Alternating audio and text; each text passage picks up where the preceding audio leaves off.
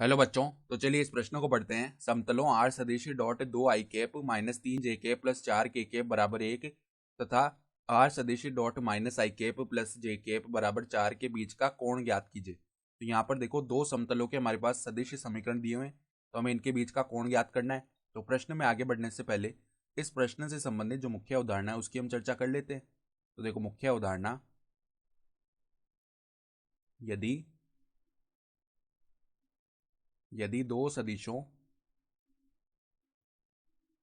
यदि दो सदिशों ए सदिश व बी सदिश के मध्य कोण थीटा हो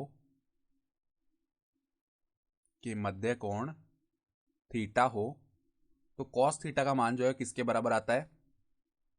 ए सदिश डॉट में बी सदिश बट्टा में ए सदिश का परिमाण गुणा बी सदिश का परिमाण, ये होता है। तो अब देखो, हमारे पास यहाँ पर हमें इन दोनों समतलों के बीच का कोण ज्ञात करना है। तो इन दोनों समतलों के जो बीच का कोण होता है वो इन दोनों समतलों के जो अभिलंबीय सदिश है उनके बीच के कोण के बराबर होता है। तो यहाँ पे जो पहला समतल है, इसके आर सदिश के गुणा में जो सदिश लिखा हुआ है ये इसके अभिलंबीय सदिश को व्यक्त करता है। तो पहले समतल का जो अभिलंबीय सदिश है वो क्या है? दो आई कैप माइनस तीन जे कैप प्लस में चार के कैप। तो अगर हम इसका परिमाण निकालें तो किसी भी सदिश का परिमाण निकालने के लिए क्या करते हैं? हम वर्गमूल लेते हैं और वर्गमूल के अंदर उस सदिश के आई कैप, जे कैप और के कैप गुणांकों का वर्ग करके जोड़ देते हैं। यहाँ पे चार प्लस में नौ प्लस में 16 ये बनेगा। ठीक है, तो देखो 16 प्लस में 9 किया हमने, 16 प्लस में 9 करेंगे तो कितना बन जाएगा? 25। 25 प्लस में 4 29 होता है, यानी वर्गमूल 29 इतना इकाई। ये तो इसका परिमाण आ गया।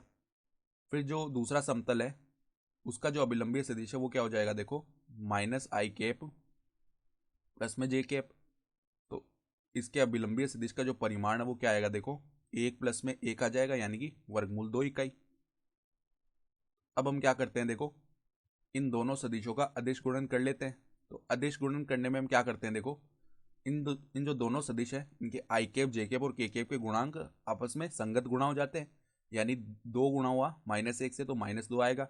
फिर देखो, माइनस तीन जे कैप गुणा होगा जे कैप से तो यहाँ पे माइनस का तीन आ जाएगा। फिर के कैप का तो पद ही नहीं है दूसरे वाले सदिश में, तो यहाँ पर क्या आ जाएगा? माइनस का पाँच आ जाएगा इनका अदिश गुणन।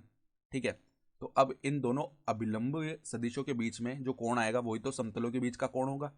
तो अगर हम उसे कॉस थीटा बोले तो कॉस थीटा बराबर क्या आएगा? -5 बट्टा में n1 सदिश का परिमाण कितना आया? वर्गमूल 29। और n2 सदिश का जो परिमाण हो क्या गया यहाँ पर? वर्गमूल 2। तो ये क्या बन जाएगा? -5 बट्टा वर्गमूल में क्या बन जाएगा? वर्गमूल में हमारे पास में बन जाएगा 58। ठीक है, तो अगर हम थीटा का मान निकालें अर्थात इन समतलों के बीच का कोण क्या आएगा?